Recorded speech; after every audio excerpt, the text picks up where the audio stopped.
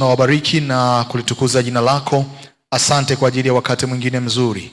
Kila wakati ambako Bwana ulisema na maisha yetu, ulikusudia kutupa matokeo mazuri kwenye kesho iliyo mbele yetu.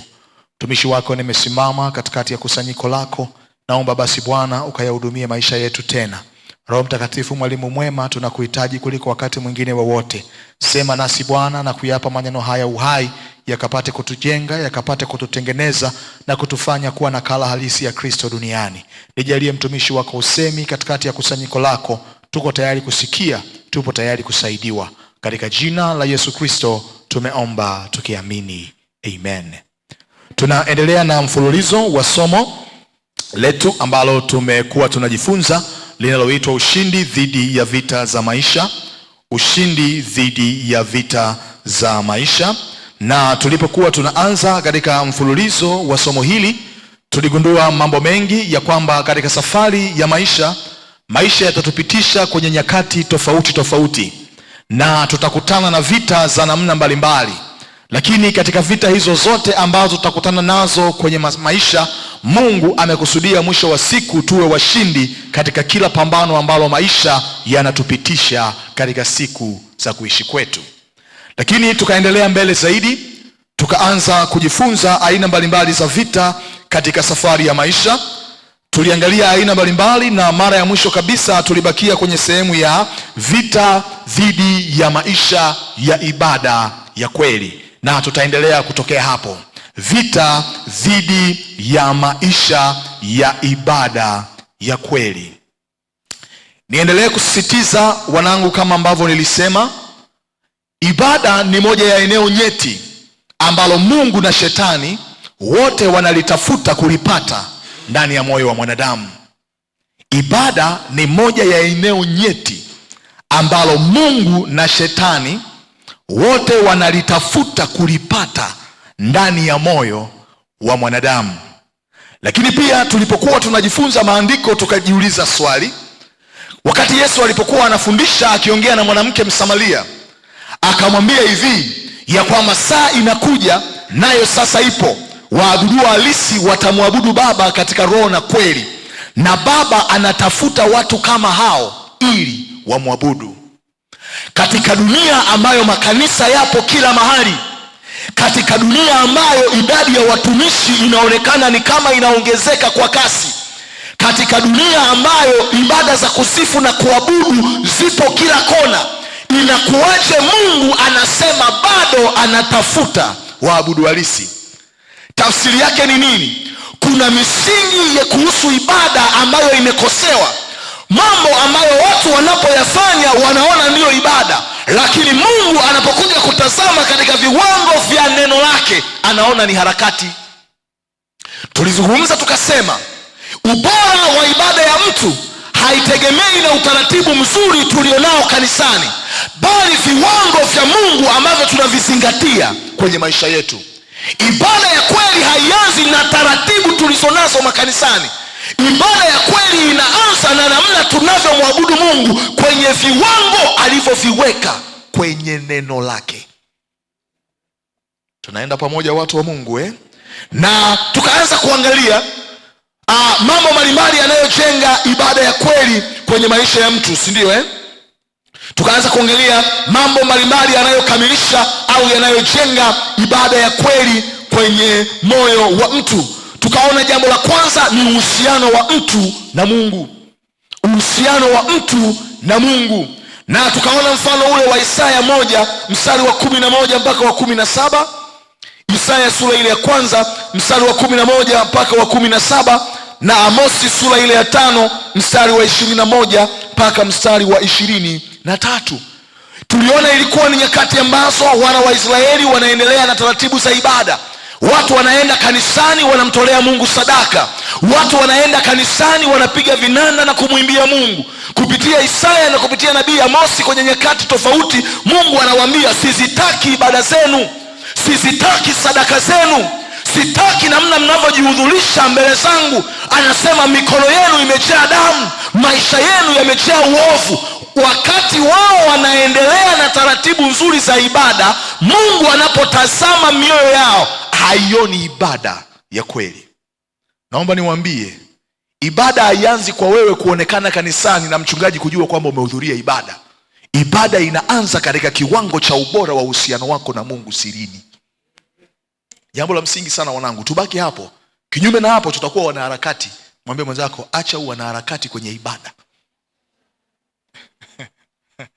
Bwana Yesu asifiwe. Bwana Yesu asifiwe. Lakini pia tukaona jambo la pili ambalo linatengeneza ibada ya kweli kwenye maisha ya mwamini ni utii kwa maelekezo na kanuni zilizopo katika neno la Mungu. Utii na maelekezo kwa kanuni zilizopo katika neno la Mungu. Na tuliona mfano wa kweli kwenye Samueli wa kwanza 15 mstari wa 17 mpaka wa 23. Samueli wa kwanza 15 mstari wa 17 mpaka mstari ule wa 23. Ilikuwa ni wakati ambapo Sauli ametumwa kwenda kuwaangamiza Waamaleki. Biblia inaweka wazi namna ambavyo Mungu alimpa maelekezo, akamwambia enenda ukawaangamize Waamaleki, wala usimwache mfalme wao akiwa hai, wala usichukue chochote kitakachokuwa umekipata kama nyara katika vita unayokwenda kupigana. Na sababu mojawapo ya Mungu kumtuma mfalme Sauli alipoingia tu madarakani kwenda kuwaangamiza Waamaleki ni kwa sababu kwenye Kutoka 17 Waamaleki ndio walikuwa wa kwanza kuwazuia Waisraeli ili wasiende kwenye nchi ya ahadi yao. Ukiona kwenye Kutoka 17, alafu Yoshua alipowashinda Waamaleki, Musa akasema Mungu atafanya vita na Waamaleki na kulifuta kumbukumbu lao duniani. Ndio wakati ule ambapo Musa alikuwa anaomba akinyanyua mikono, Israeli wanashinda. Akiacha kuomba, Yoshua na jeshi wanapigwa. Vita ile Mungu alipoimaliza akasema nimefanya vita na Waamaleki, nitalifuta kumbukumbu lao duniani. Wanapata kiongozi wa kwanza wa kitaifa kama mfalme, anamwambia kazi ni moja tu, ninakumbuka kile nilichokisema, nenda ukafute uwepo wao duniani. Sauli akajiona mwenye hekima, akaenda akapiga Waamaleki, akafanya makosa makubwa mawili. Jambo la kwanza, akamwacha Agagi mfalme akiwa hai. Jambo la pili, akachukua wanyama waliokuwa wanono akawaleta. Alafu anasema anapokuja kuuliza na Samueli, mbona haujaitii sauti ya Bwana? Anajibu nini pale kwenye Samueli hapo? Anasema hivi, nilileta hivi vitu ili kumtolea Mungu sadaka. Samueli anamwambia acha ujinga. Kwa Mungu kwenye ishu ya ibada, ibada haianzi na sadaka. Ibada inaanza na kufanya mambo katika kanuni na utaratibu ambao Mungu ameuweka kwenye neno lake. Biblia inasema Mungu akaikataa sadaka yake. Kwa nini? Kwa sababu Mungu anapoipima ibada, anaipima katika kiwango cha namna tulivyochagua kuishi kama neno lake linavyoelekeza. Inua mikono yako na ukiri maneno haya: Roho Mtakatifu, nisaidie kuliishi neno lako kwenye kila eneo la maisha yangu. Ninakataa kufanya mambo ya Mungu kinyume na utaratibu aliyouweka. Bwana asifiwe. Kwa hiyo tuliendelea tukaangalia mambo mbalimbali, tukaona jambo la tatu linalojenga ibada ya kweli kwenye maisha ya mtu ni ufahamu alionao mtu kuhusu Mungu. Ufahamu alionao mtu kuhusu Mungu, na tukagundua ya kwamba hatuwezi kumwabudu Mungu zaidi ya kiwango cha ufahamu tulionao kuhusu yeye. Kwa hiyo ongezeko la ufahamu wa neno la Mungu ndani yako ndilo ambalo linaboresha hali yako ya ibada kwa Mungu wako. Kwa hiyo ukitaka kuwa na ibada iliyo njema wewe na Mungu, ni lazima uiongezee ufahamu wa neno la Mungu kila siku. Na tuliona uthibitisho wa maandiko mbalimbali kwenye Waebrania 11 mstari ule wa 17 mpaka wa 19 na Mwanzo 22 mstari wa kwanza. Mwanzo 22 mstari wa kwanza mpaka mstari ule wa 5. Mwanzo 22 1 mpaka 5. Kama mnakumbuka, ilikuwa ni wakati ambapo kwenye Mwanzo 22 1 mpaka 5 ilikuwa ni wakati ambapo Ibrahimu ameambiwa na Mungu aende akamtoe nani? Isaka. Biblia inasema akamchukua pamoja na wafanyakazi wake akaenda. Kuna mahali alipofika akawaambia wafanyakazi wake, ninaomba mkae hapa mnisubiri, mimi na mtoto tutakwenda kumwabudu Mungu, alafu tutawarudia hapa. Niliwaambia hivi, ilikuwaje Ibrahimu ameambiwa aende akamtoe Isaka kuwa sadaka, Na lile dhabihu ambaye ni Isaka, yeye anapowaaga vijana wake anawaaga akiwaambia, ninakwenda kumtolea Mungu sadaka na kumfanyia Mungu ibada pamoja na mtoto, na tutarudi hapa. Hasemi nitarudi. Mungu amemwambia ukamtoe kuwa sadaka ya kuteketezwa, alafu yeye anapoambia anawambia ni tutarudi hapa. Unajua ni kwa nini? Tuligundua ya kuwa Ibrahimu alikuwa na ufahamu katika Mungu ya kwamba moja, Mungu amekusudia mimi niwe na uzao. Mungu ameahidi kupitia Isaka mimi nitabarikiwa. Ninamjua Mungu ninayemwabudu. Hichi ni kipime tu anachotaka kujua utii wangu kwake, lakini kimsingi Mungu hawezi kujipinga kwenye yale ambayo amesema kwenye neno lake. Alikuwa na ufahamu, alikuwa na uelewa. Hakusita kumpa Mungu Isaka kwa sababu alimjua Mungu na kumfahamu. Tunashindwa kufanya mambo mengi kwa ajili ya Mungu kwa sababu ya kiwango cha chini cha ufahamu wetu kuhusu Mungu. Lakini pia jambo jingine ambalo niligundua lilompa Ibrahimu ujasiri wa kuweza kumtoa Isaka kama dhabihu Mungu alipomwelekeza, alikuwa ana imani katika uwezo wa Mungu ya kwamba kama Mungu Isaka akifa, Mungu anaweza kumrudisha tena na kumfufua kwenye uhai. Lakini pia akaamini kama Mungu hatamrudisha kwenye uhai, anaweza kunipa mwingine tena tofauti na huyu ambaye atakuwa amemchukua. Utaona kwenye Waebrania 11 mstari wa 17 mpaka wa 19, Biblia inasema, nataka nikuoneshe nafasi ya ufahamu wa neno la Mungu katika kuwezesha ibada yako kwa Mungu. Ni rahisi sana kumwabudu Mungu kwa uzuri na kwa utaratibu na pasipo moyo wako kusita kwenye jambo lolote anapozungumza nawe, kulingana na kiwango cha ufahamu wa neno lake ndani yako. Waebrania 11:17 mpaka 19, Biblia inasema, kwa imani Ibrahimu alipojaribiwa. Mwambie mwenzako alipojaribiwa. Kwa hiyo Ibrahimu kwa sababu alimfahamu Mungu. Amen. Mungu abariki sana. Naomba muiweke hapo kwenye chombo cha sadaka. Waebrania 11:17-19 anasema, kwa imani Ibrahimu alipojaribiwa akamtoa Isaka awe dhabihu, na yeye aliyezipokea hizo ahadi alikuwa akimtoa mwanawe mzaliwa pekee. Naam, yeye aliyeambiwa katika Isaka uzao wako utaitwa, akihesabu ya kuwa Mungu aweza kumfufua hata kutoka kuzimu, akampata tena toka huko kwa mfano. Kwa hiyo hakusita kumpa Mungu Isaka alipomtaka, kwa sababu alijua hata kama ametolewa kama sadaka ya dhabihu ya kuteketezwa, Mungu anaweza kumtoa na kumrudisha tena kwenye uhai. Ni ufahamu aliokuwa nao kuhusu Mungu uliwezesha maisha yake ya ibada kwenda vizuri. Hauwezi kumwabudu Mungu zaidi ya kiwango cha ufahamu ulionao kuhusu yeye. Ni jambo la msingi sana kuelewa. Tukaendelea mbele zaidi, tukaangalia jambo jingine ambalo linajenga ibada ya kweli, ni nidhamu ya muda na Mungu sirini. Nidhamu ya muda na Mungu sirini. Narudia kwa haraka ili wale ambao wamekuwepo tuweze kuongea lugha moja na tuweze kuelewana. Nidhamu ya muda na Mungu sirini.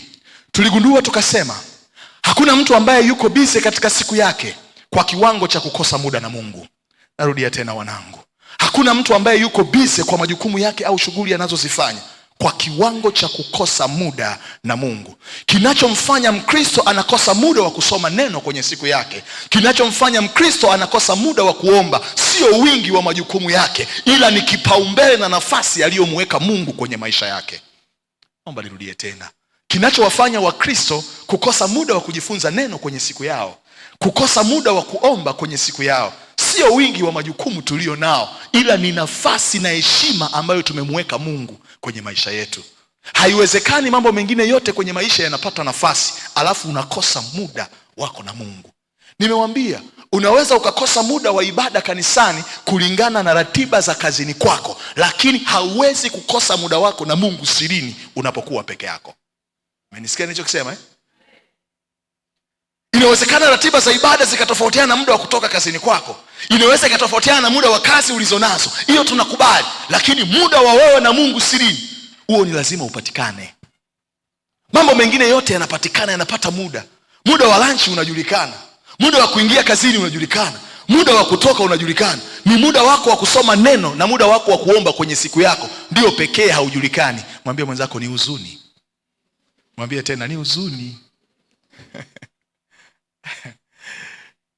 Ibada yetu ni lazima ihusishe nidhamu ya muda wetu na Mungu. Na tukaona mifano ya watu mbalimbali kwenye Biblia. Tukamuona Daniel, namna ambavyo alikuwa anaomba mara 3 kwa siku. Nikawambia hivi, adui za Danieli walipomtafuta ili kujua sababu ya mafanikio yake, waligundua ni maisha yake ya ibada na Mungu sirini. Walipotaka kumwangamiza, wakitafuta kumshtaki baada ya sheria kuwa zimewekwa ili watu wasiabudu, ni dhahiri walimwangalia Danieli kwenye muda ambao walikuwa wanajua anaenda kuomba. Kwa nini? Muda wake wa kukutana na Mungu ulikuwa unajulikana kabisa. Watu walikuwa wanajua kama ni asubuhi ana muda fulani, kama ni mchana ana muda fulani, kama ni jioni ana muda fulani. Si mnajua hata wale watu wa imani zingine wa swala 5, si ndio Muda wao unajulikana. Muda wa ibada ya kwanza ni muda gani, muda wa ibada ya pili, mpaka anakamilisha zile 5. Watu wote waliojiwekea utaratibu wa ibada kwenye muda wao wana muda maalum ambao uwaga wanakutanaga na Mungu wao. Ni wewe tu, mama mwenzako, ni wewe tu ndio muda wako haujulikani.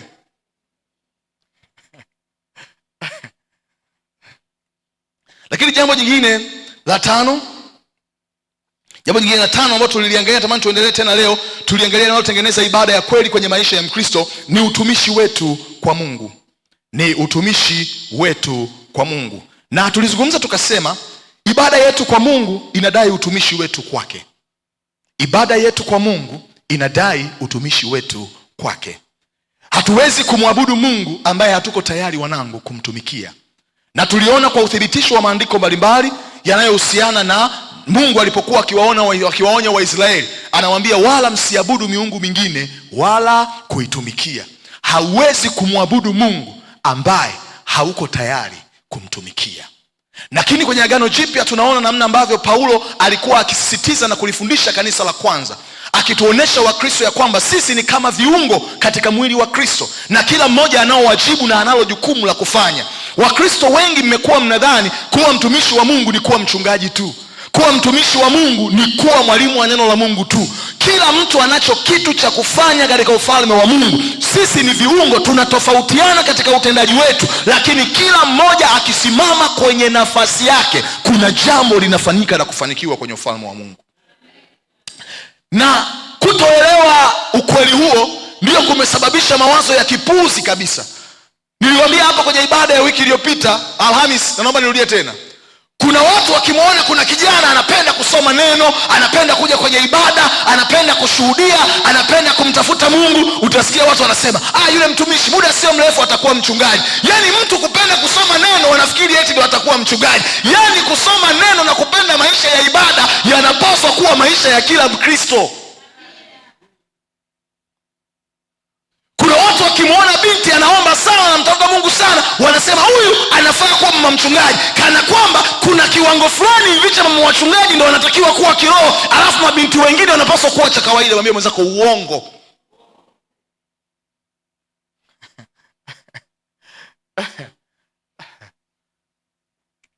Kila mtu ni mtendakazi na mtumishi katika ufalme wa Mungu. Lakini pia tuliendelea mbele zaidi. Nataka nitengeneze connection ili pale tunapoendelea uweze kuelewa. Tuliendelea mbele zaidi, tukaanza kuangalia kidogo mambo muhimu sana kila Mkristo kufahamu kuhusu utumishi. Tulianza kuiangalia hapo kwa kina zaidi. Tukaliona jambo la kwanza ambalo ni nini? Tuko darasani jamani, tunajifunza.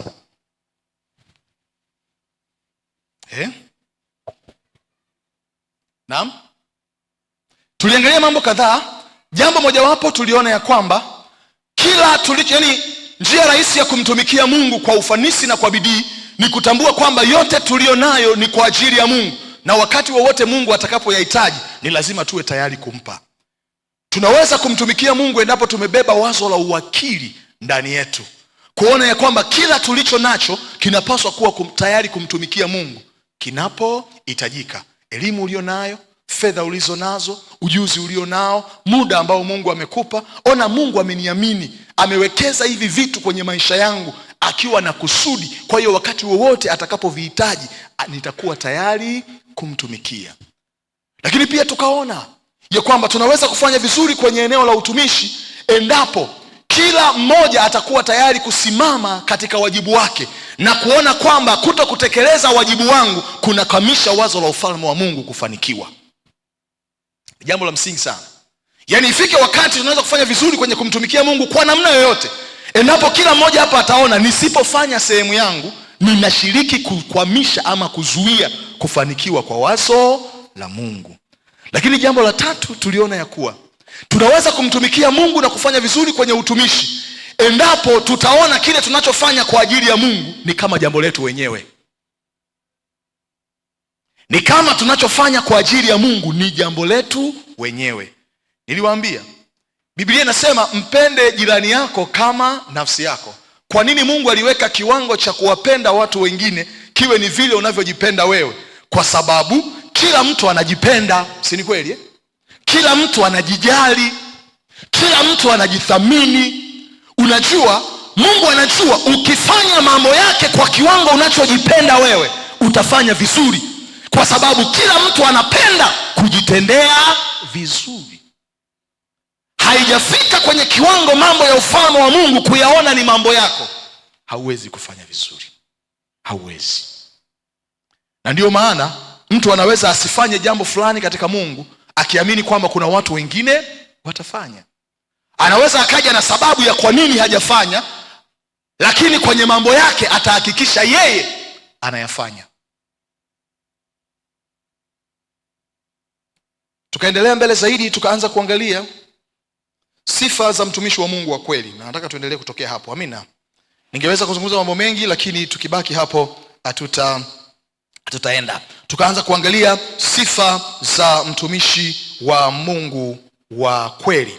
Tuliangalia sifa kadhaa za mtumishi wa Mungu wa kweli. Tukaona ya kwanza ni uhusiano binafsi na Mungu. Uhusiano binafsi na Mungu, tukaona kwenye mabano maisha ya utakatifu. Uhusiano binafsi na Mungu au maisha ya utakatifu. Niwakumbushe tu wanangu ya kwamba katika Agano la Kale, moja ya utaratibu ambao Mungu alikuwa anaufanya, kila vyombo ambavyo vilikuwa vinapaswa kutumika katika nyumba ya Mungu vilitakaswa na kutengwa pembeni, tofauti na vyombo vingine katika matumizi. Vilihesabiwa kuwa ni vitakatifu kwa ajili ya kazi. Lakini pia Mtume Paulo anazungumza kwenye Agano Jipya, anasema katika nyumba ya Mungu kuna vyombo vya namna mbalimbali, vingine vina heshima na vingine havina heshima. Mtu akiwa ni mtu wa kujitenga na uovu, atakuwa ni chombo cha kupata heshima. Maisha ya utakatifu na mahusiano mazuri na Mungu ndiyo sifa ya kwanza ya mtumishi wa Mungu.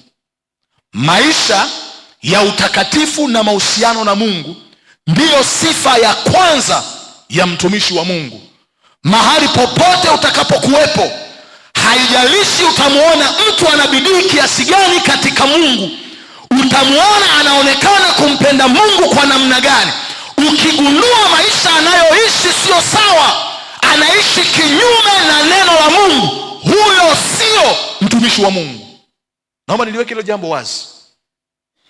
Ndio maana juzi nilisikia pumbavu mmoja alikuwa anaongea, akawa anaongea kwenye mitandao anazungumza yule mchungaji, anasema mchungaji wako akikutongoza hutakiwi kukataa. Nilisema angekuwa karibu ningemchapa makofi huyu, yani ningempiga kofi moja asingeamini.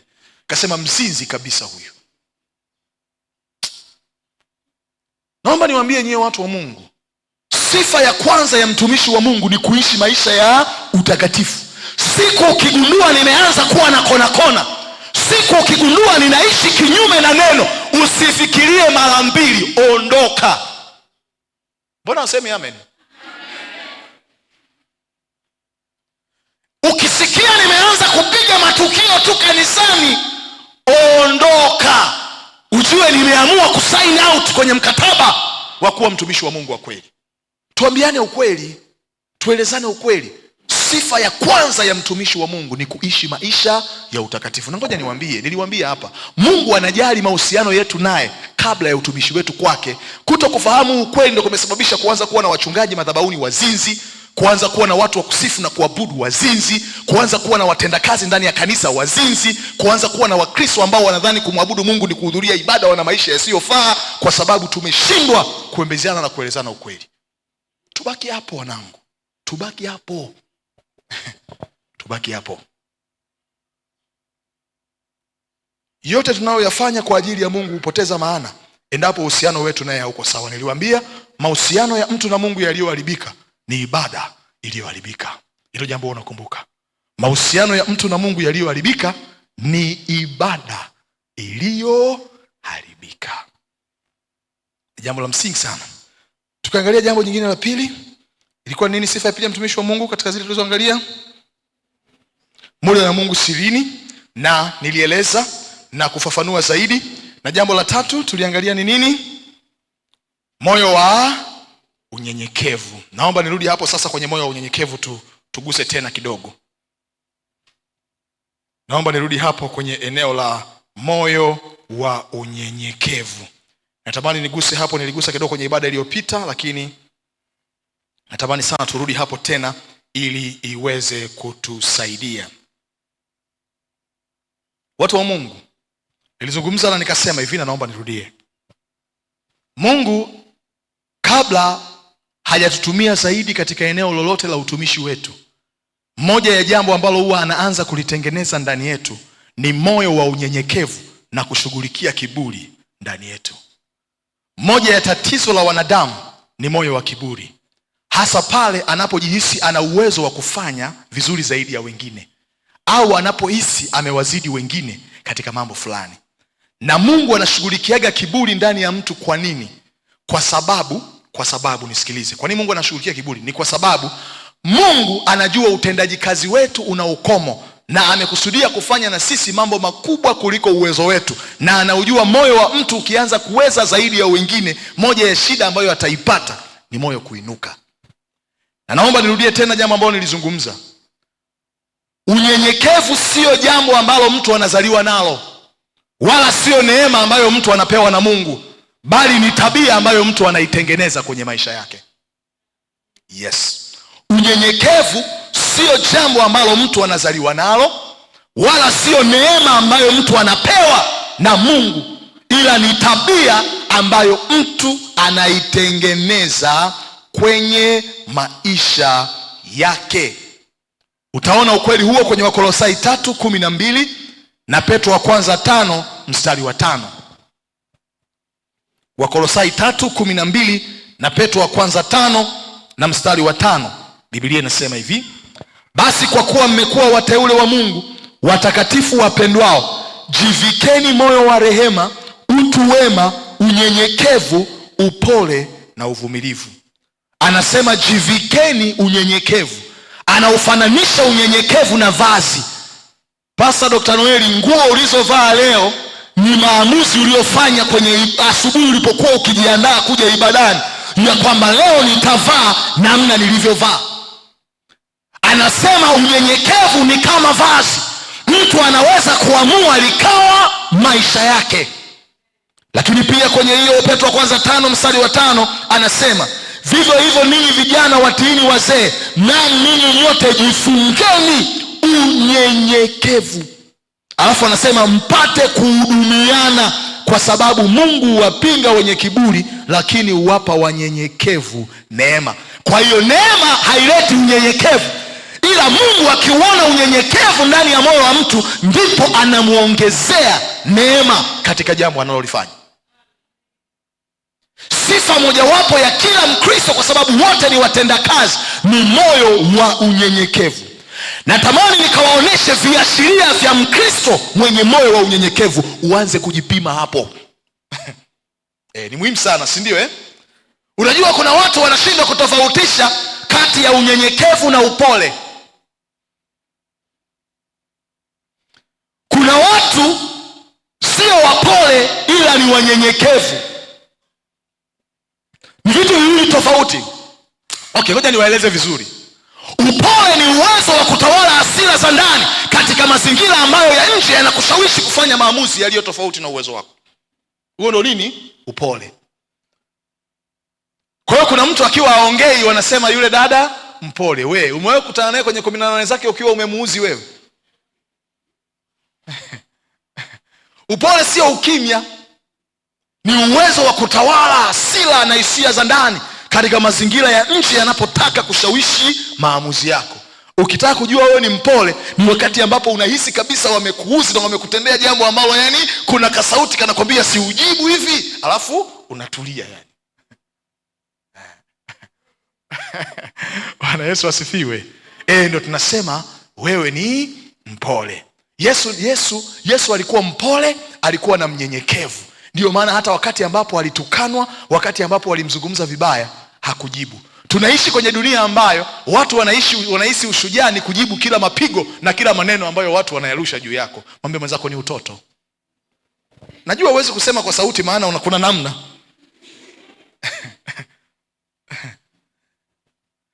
Kuna wakati kwenye maisha wanangu, hekima ni kunyamaza na sio kuongea. Ndio. Kuna wakati kwenye maisha hekima ni kunyamaza na sio kuongea. Kwa hiyo tuangalie kidogo sifa za Mkristo mwenye moyo wa unyenyekevu.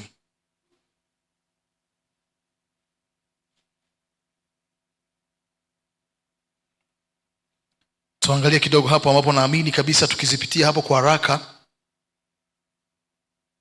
naamini zitatusaidia. Ziko sifa kadhaa za mtu ambaye ana moyo wa unyenyekevu au viashiria. Namba 1 ama A ni utayari wa kukubali kusahihishwa, kuelekezwa au kufundishwa.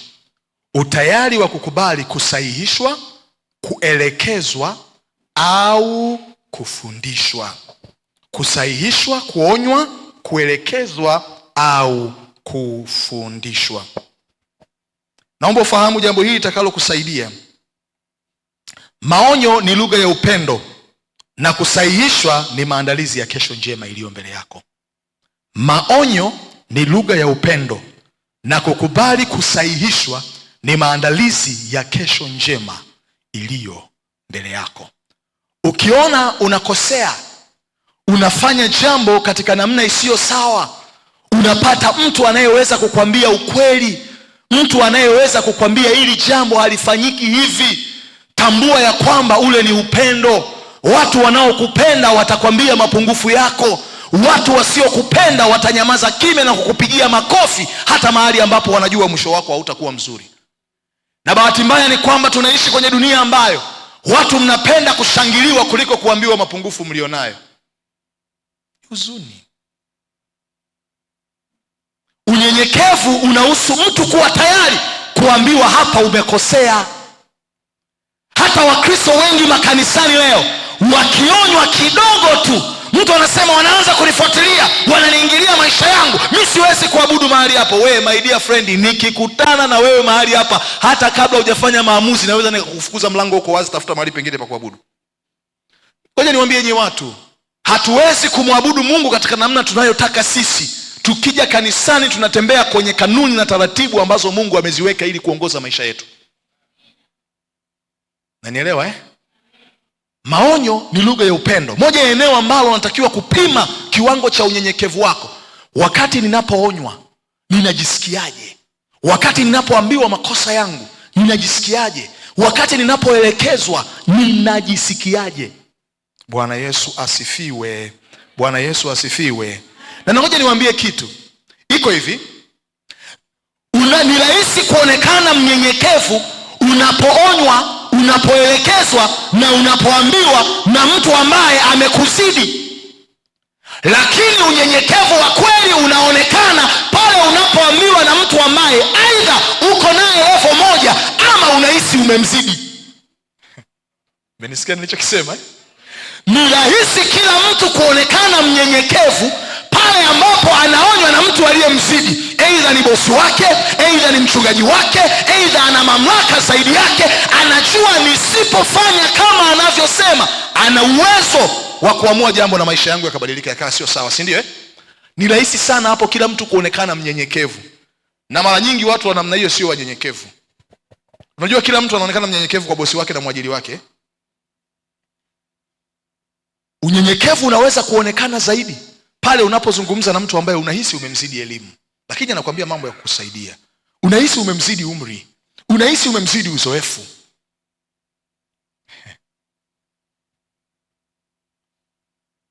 Ndio maana kuna wanawake ni wanyenyekevu ofisini kwa mabosi wao, lakini anaweza kujibizana na mume wake nyumbani mpaka akampanda kichwani. Hamjawaona? Sasa mume akiongea nyumbani watu wanashangaa, wanaambia mke wako ni mnyenyekevu sana. Unyenyekevu haupimwi unapozungumza na mtu anayekupa maelekezo ambaye amekuzidi au yuko juu yako. Ni pale unapoongea na watu wa levo yako au wale ambao unahisi umewazidi.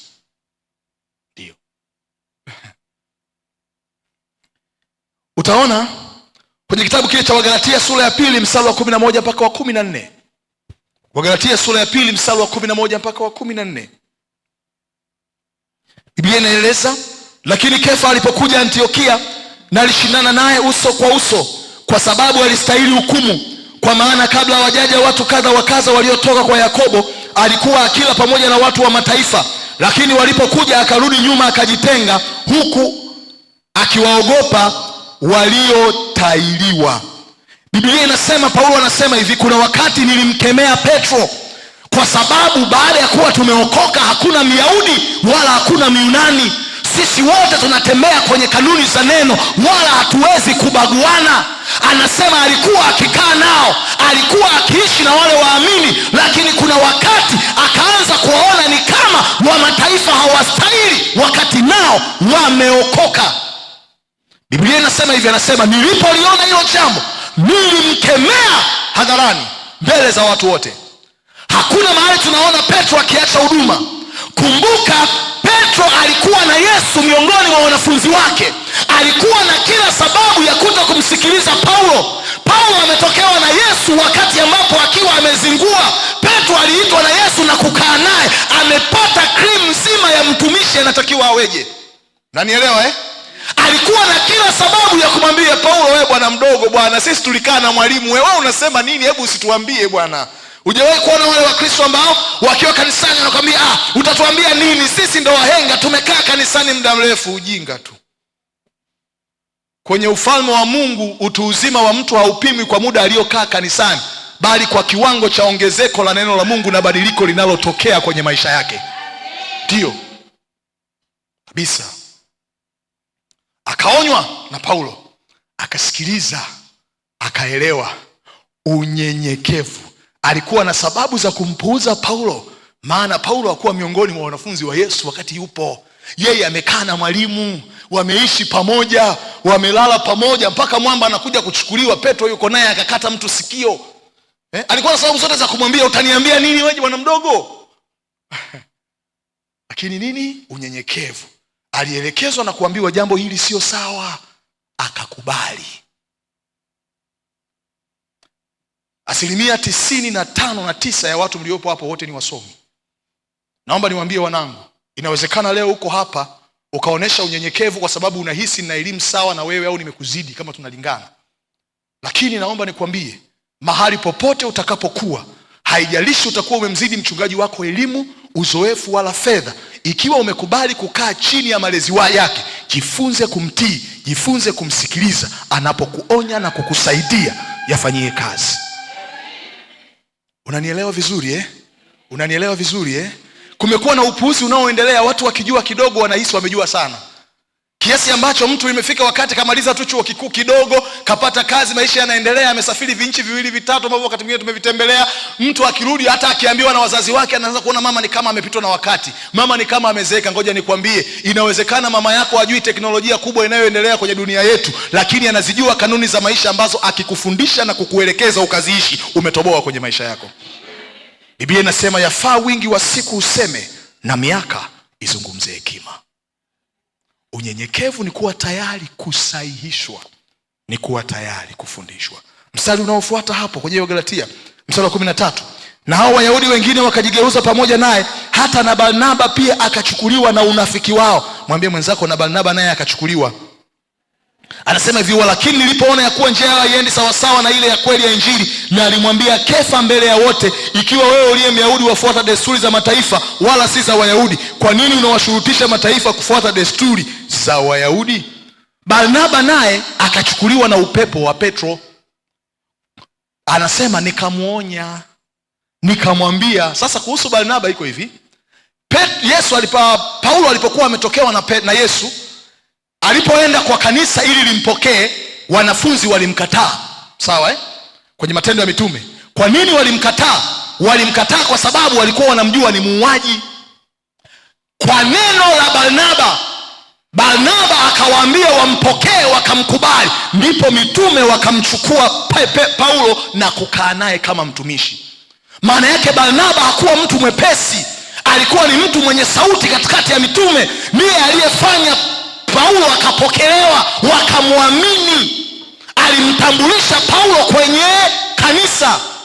Lakini leo anakosea, bado anamwambia, anamwelekeza. Barnaba alikuwa na kila sababu ya kumwambia, bwana mdogo, hebu tulia bwana, hivi unajua mimi ndo nimekutambulisha kwa mitume wewe? Ila anakubali.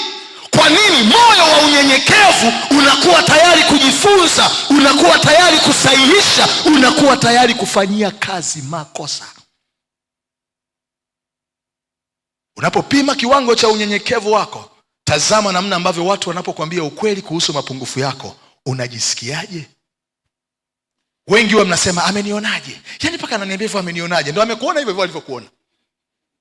Mwambie mwenzako, ndio tumekuona hivyo hivyo tulivyokuona.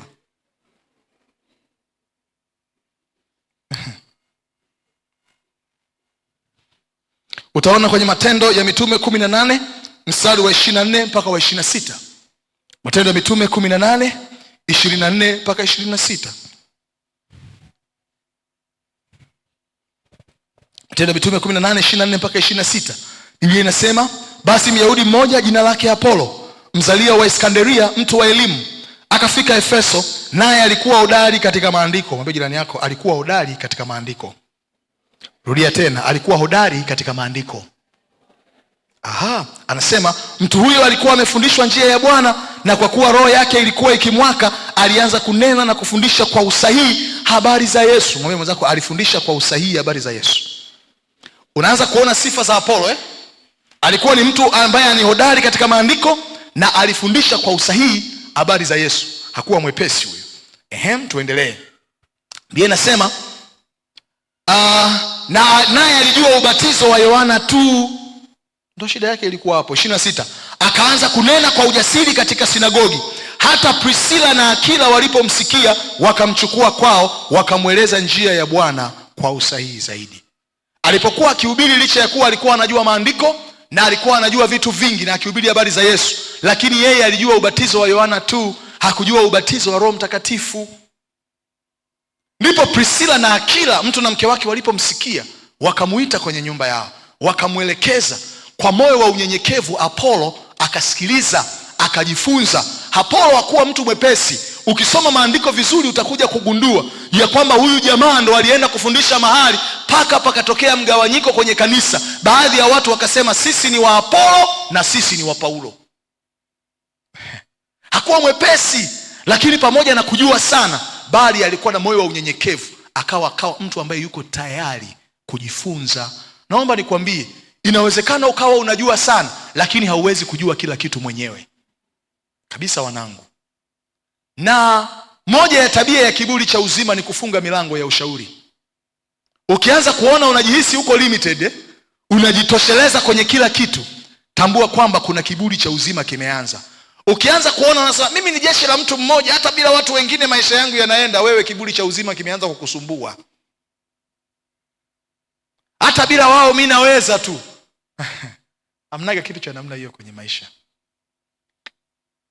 Hakipo. Tabia ya pili ya mtu mwenye moyo kiashiria pia mtu mwenye moyo wa unyenyekevu ni utayari wa kukubali makosa na kuwa tayari kuyafanyia kazi.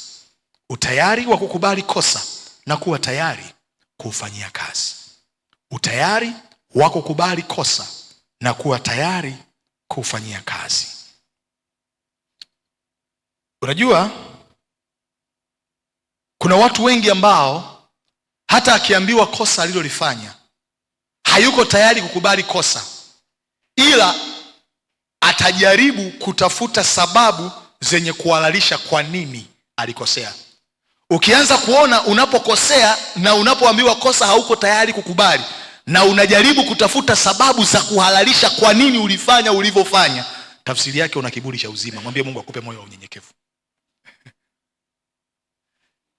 Na nimekuja kugundua hata wanaume wengi waliooa wana kiburi cha uzima. Hata akikosea, kuliko kumwambia mke wake, mke wangu nimekosea, ninaomba unisamehe, hili jambo nitalifanyia kazi, anaweza asiseme. Yeye anafikiri kuomba msamaha ni kwenda kutafuta zawadi, kuleta maepo, kuleta nini, ujinga tu. We leta apple tutakula, leta zawadi tutazipokea, tupe hela tutoe auto tutatoka, lakini mwisho wa usiku tunataka tusikie unasema samahani nimekosea. Asante.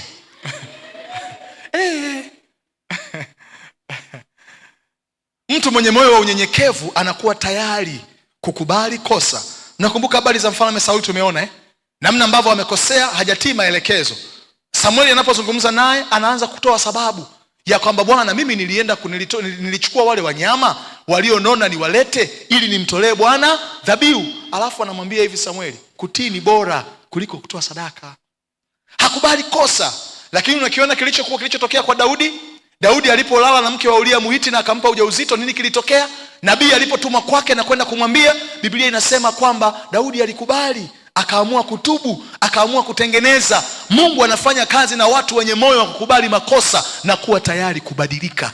Hilo jambo andika, Mungu anapenda watu walio tayari kukubali makosa yao na kuwa tayari kubadilika. Mungu anapenda watu walio tayari kukubali makosa yao na kuwa tayari kubadilika. Anasema afichaye dhambi zake hatofanikiwa, bali aziungamae na kuziacha. Kuungama ni kukiri, ni kusema wazi, alafu nakuwa na nia ya kubadilika. Kiburi cha uzima huwa kinamfanya mtu kuto kukubali kosa. Kinamfanya atafute sababu za kutetea kosa alilolifanya. Ni jambo la msingi sana.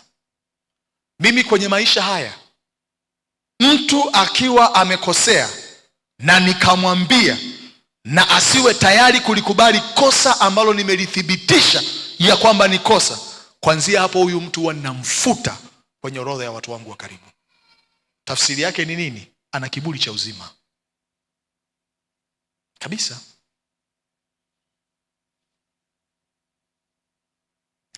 Ngoja nikuoneshe mfano mwingine. Marko 14 mstari wa 26 mpaka wa 31. Marko 14:26 mpaka 31. Marko 14:26 mpaka 31 anasema, nao walipokwisha kuimba walitoka kwenda mlima wa Mizeituni. Yesu akawaambia, mtakunguazwa ninyi nyote kwa ajili yangu usiku huu, kwa kuwa imeandikwa, nitampiga mchungaji na kondoo watatawanyika. Lakini baada ya kufuka kwangu nitawatangulia kwenda Galilaya. Petro akamwambia, sikiliza sasa. Petro akamwambia, hata wajapo kukunguazwa wote, lakini sio mimi. Yesu akamwambia, amini nakuambia wewe, leo usiku huu kabla ya kuwika jogoo mara mbili utanikana mara tatu. Ona 31. Naye akazidi sana kusema, Petro huyo, ijapo nipasa kufa nawe, hata hivyo sitakukana kamwe. Na wote wakasema vile vile. Petro alikuwa hana moyo wa unyenyekevu. Yesu anamwambia Petro, kuna nyakati zinakuja mbele yenu, nimeziona. Nimekuangalia ndani nikajua ni mtu dhaifu sana. Kuna hali ya udhaifu ndani yako. Wewe muda ukifika utanikana. Anamwambia Bwana, mimi sitakukana. Akamwambia hivi, majira yanakuja Petro, utanikana. Biblia inasema hivi, akaendelea kusema vile vile kwamba hata wengine wote wakikuacha, mimi nitakuwa pamoja naye. Petro alikuwa mjumbe. Anakuambia tuko pamoja. Alikosa moyo wa unyenyekevu.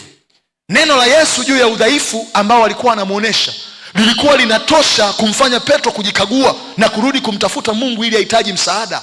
Ukiangalia maandiko mengine, sehemu nyingine ili andiko linapoelezewa, Biblia inasema hivi, lakini Yesu akamwambia, lakini Petro, nimekuombea. Unaona hili jambo? Yesu anauona upungufu ndani ya Petro, anamwambia nimekuombea. Petro anapoambiwa, yeye hataki kukubali kosa, hataki kukubali ukweli na kufanyia kazi. Mungu anapenda watu walio tayari kukubali makosa yao na kuwa tayari kuyafanyia kazi. Na niwaambie kitu kingine wanangu, punguzeni maombi ya kuomba na kumpiga shetani. Anzeni kuomba maombi ya kuomba kushughulikia mapungufu na madhaifu yaliyomo ndani yenu. Kuna wewe yakikamilishwa na neno la Mungu, hakuna shetani anaweza kukuzuia nje yako. Nakwambia, kuna wewe yakijengwa ndani, hakuna shetani anaweza kukuzuia nje yako. Hayupo.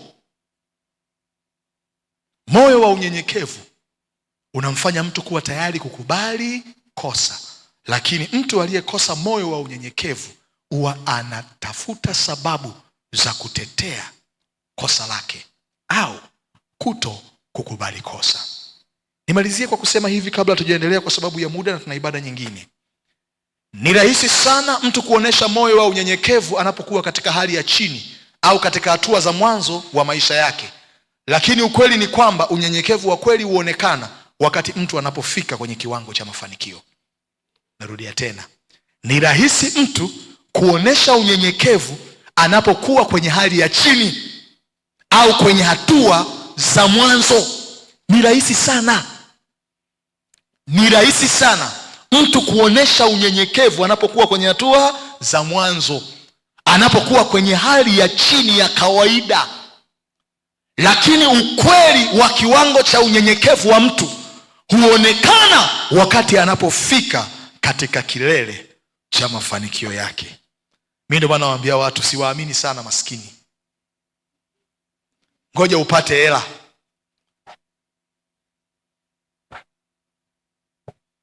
Ngoja Messi upate hela, ndio nitajua kwamba ni yule mnyenyekevu ninayemjua. Ni yule ambaye nikipiga simu anapokea na kunirudia baba kwa wakati.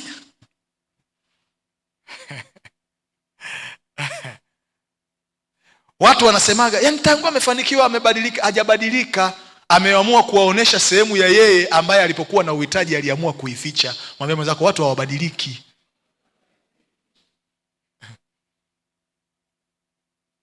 Yaani mlipokuwa naye kijijini ulikuwa unamuona ni mtu mmoja mzuri, anaonekana anajali. Hata kwenye ndugu, kwenye familia simnao watu wa hivyo Lakini kuna viwango tu wakianza kufika, unaanza kuona wanaanza kuonesha picha yao halisi.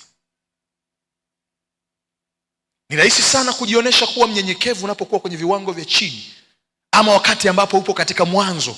Je, utabaki na kuendelea kukua katika hali hiyo hata utakapofika katika vilele vya mafanikio? Ni maombi yangu kwa Mungu, kadiri unavyoendelea kufanikiwa na kuweza kwenye eneo lolote la maisha, omba Mungu ashughulikie kiburi ndani yako na ukubali kushughulikia kila hali ambayo inataka kukufanya kujiinua au kujiona bora kuliko wengine. Ngoja nikuoneshe mfano wa mwisho hapa, alafu baada ya hapo tuombe. Mambo ya Nyakati wa Pili 26 mstari wa 3 mpaka wa 21. Mambo ya Nyakati wa Pili 26 mstari wa 3 mpaka wa 21. Nitasoma kwa kurukaruka kidogo. Mambo ya Nyakati wa Pili 26 3 mpaka 21. Biblia inasema, Uzia alikuwa mtu wa miaka 16 alipoanza kutawala. Akatawala huko Yerusalemu miaka 52, na jina la mamaye aliitwa Yekolia. Mstari wa 4. Akafanya yaliyoadili machoni pa Bwana, sawa sawa na yote aliyoyafanya Amazia babaye. Akajitia amtafute Mungu katika siku za Zekaria, aliyekuwa na fahamu katika maono ya Mungu, na muda alipomtafuta Bwana, Mungu alimfanikisha. Tutulie hapo mstari wa 4. Biblia inaeleza kwa habari ya mfalme Uzia kwamba aliingia kwenye nafasi ya ufalme akiwa na miaka 16. Alikuwa ni mdogo, na akajua ili niweze kuongoza vizuri taifa kwenye nafasi hii na mambo makubwa mawili, lazima nikae chini ya mtu wa kiroho ambaye atanilea, ambaye atakuwa sauti ya Mungu kwenye maisha yangu, si ndio ambaye atanielekeza yanipasayo kufanya. Yupo kwenye kiwango cha chini cha mwanzo wa safari, anaona umuhimu wa kuwa na Zakaria kuhani ambaye atakuwa sauti ya Mungu kwenye maisha yake, atamuelekeza na kumfundisha yampasayo kufanya. Na alipokaa chini akafundishwa kumcha Mungu, Biblia inasema ndipo akawa na nia ya kumtafuta Mungu, na alipomtafuta Mungu, Mungu akamfanikisha. Tunamuona huyu ni mtu aliye katika mwanzo wa safari yake. Tuendelee mambo aliyoyafanya huyu bwana huyu. Mstari wa 5 wa 6. Akatoka akapigana na Wafilisti, akavunja ukuta wa Gathi na ukuta wa Yabne. 7. Mungu akamsaidia juu ya Wafilisti na juu ya Waarabu. Mstari wa 8. Na Waamoni wakampa Uzia zawadi, likaenea jina lake mpaka pa kuingilia Misri, kwa kuwa akaongezeka nguvu mno. Sikia huyu bwana alipomtafuta Mungu, alipokuwa na kuhani ambaye ni sauti ya Mungu kwenye maisha yake, anasikiliza na anapokea maelekezo licha ya kuwa ni mfalme, Mungu akaanza kumuinua, Mungu akaanza kumkuza, akaanza kuenlarge mafanikio yake. Huyu bwana jina lake likaenea, akaenda mbali. Mstari wa 11. Zaidi ya hayo, Uzia alikuwa na jeshi la watu wa kupigana waliokwenda vitani vikosi sawa sawa na hesabu ya walivyohesabiwa na Yaeli mwandishi. Mstari wa 12. Hesabu yote ya wakuu anaeleza hapo. Mstari wa 14. Uzia akawafanyizia jeshi lote ngao na mikuki na chepeo na deraya za madini na nyuta na mawe ya kupiga kwa teo. Mstari wa 15, akafanya katika Yerusalemu mitambo ya vita iliyobuniwa na watu wa stadi, iwekwe juu ya minara, juu ya buruji, ili kutupa mishale na mawe makubwa. Jina lake likaenea mbali sana, kwa kuwa alisaidiwa mno ajabu, hata akapata nguvu, akapata akili njema. Unajua moja ya kitu Mungu anafanya unapohusiana naye ni anakupa akili njema. Anafungua ufahamu wako kuziona fursa, anakuletea watu sahihi watakaosimama pamoja na wewe. Kwa hiyo huyu bwana akafanikiwa sana, mfalme Uzia. Kasheshe ikaanza wakati mafanikio yalipozidi uwezo wa tabia. Mwambie jirani yako, hakikisha kiwango cha mafanikio yako hakizidi ubora wa tabia zako. Tunaelewana wanangu? Asa angalia mstari ule wa 16. Lakini alipokuwa na nguvu, mwambie mwenzako alipokuwa na nguvu. Anasema moyo wake ulitukuka, hata akafanya maovu, akamwasi Bwana Mungu wake. Kwani aliingia hekaluni mwa Bwana ili afukize uvumba juu ya madhabahu ya kufukizia. Alipofanikiwa, moyo ukatukuka, akaanza kumwasi Mungu. Akajihisi anaweza kufanya kila kitu, akaamua hata kuanza kutaka kufanya kazi za makuhani. Akaingia hekaluni ili akafukize uvumba. Okay. Vina muda. Tunaendelea. Mstari unaofuata, mstari wa 18, wakamzuia. Mstari wa 17, Azaria kuhani akaingia nyuma yake, na pamoja naye makuhani 80 wa Bwana mashujaa. Wakamzuia Uzia mfalme, wakamwambia, si haki yako Uzia kumfukizia Bwana uvumba, ila ni haki ya makuhani wana wa Haruni waliofanywa wakfu ili wafukize uvumba. Toka katika patakatifu, kwa kuwa umekosa, wala haitakuwa kwa heshima yako ya kutoka kwa Bwana Mungu. Akaingia kuhani na makuhani wengine 80, wanamwambia mfalme, jambo unalofanya ni baya, kiburi chako kitakuponza. Mungu ametoa maelekezo ya kwamba hili jukumu ni jukumu la makuhani wana wa Haruni, wewe sio jukumu lako, usifanye hivyo. Kumbuka ni makuhani hawa ambao walikaa chini yake wakamfundisha na wakamsaidia akafanikiwa na kumcha Mungu. Leo anazungumza nao, anawapuuza.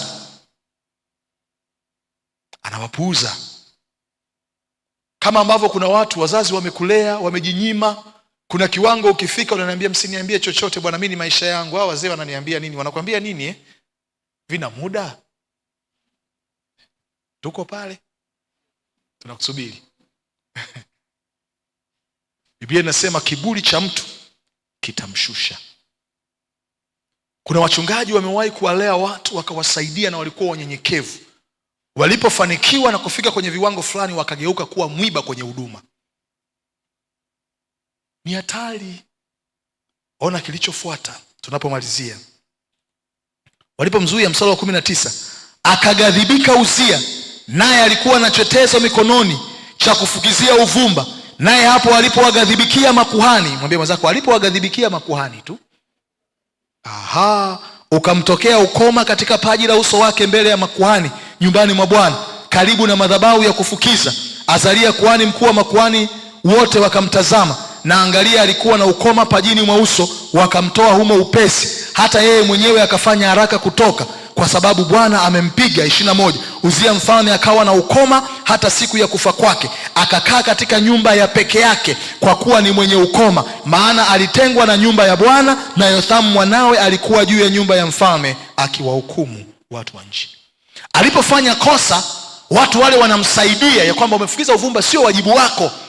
Bado kiburi kinamfanya asikubali nini? Kosa. Nakumbuka lile jambo asikubali kosa, sawa Akaghadhibikia makuhani, akawa na hasira nao, asijue wale jamaa uoga hawaguswi. Ndio maana huwa sielewagi watu wanaofanya vita na wachungaji wao. Huwa najiulizaga huyu mtu anapataga nguvu wapi? Nina takribani kwenye miaka ya wokovu ambao nimekaa sasa zaidi ya 26, miaka 26 ya wokovu, nimekuja kugundua watu wote ambao niliwahi kuwaona wakifanya vita na watumishi wa Mungu wako kama 5. Wengine wameshakufa na wengine wamekuwa na mwisho mbaya. Kwangu ilinipa heshima, ndipo nikaelewa kwa nini Sauli alikuwa anatafuta kumuua Daudi, lakini Daudi alipopata nafasi ya kumwangamiza bado aliutuliza moyo wake, akasema achana naye huyu jamaa, Mungu atamalizana naye. Biblia inaonyesha hapa ya kwamba alikuwa mnyenyekevu alipokuwa kwenye hatua za mwanzoni. Alikuwa mnyenyekevu alipokuwa anahitaji ushauri, maombi na maelekezo. Lakini wakati ambapo alipofanikiwa, hapo kiburi kikainuka na kufunga milango ya ushauri. Ndipo kiburi kikamshusha, akapata ukoma. Na katika nyakati za Israeli, mtu akiwa na ukoma alikuwa hawezi kuishi tena na watu wengine. Kwa hiyo alikuwa anatengwa, akaondolewa kwenye kuishi na watu wa jamii yake. Heshima yake akaenda kuwekwa kwenye nyumba ambayo alikaa peke yake. Alafu Biblia inasema mtoto wake akakaa kwenye kiti cha ufalme ili kuwahukumu watu wa nchi. Kiburi kinaweza kuleta madhara makubwa kwenye maisha ya mtumishi ama Mkristo yoyote, na kimebeba uwezo wa kumuondoa mtu kwenye nafasi ambayo Mungu alimuweka. Sauli aliondolewa mfalme kwenye eneo la ufalme, na uzao wake ukakosa urithi, akapewa Daudi. Kwa nini? Kwa sababu kiburi kinamuondoaga mtu kwenye nafasi. Tunapoamua kuwa watumishi wa Mungu na watendakazi katika mwili wa Kristo, moja ya sifa ya msingi na ya muhimu kila Mkristo kuwa nayo ni moyo wa unyenyekevu. Unyenyekevu sio ukimya, unyenyekevu sio kutokuongea. Unyenyekevu unapimwa kwa mwitikio wetu katika maeneo hayo kadhaa ambayo tumeyatazama. Naomba tusimame.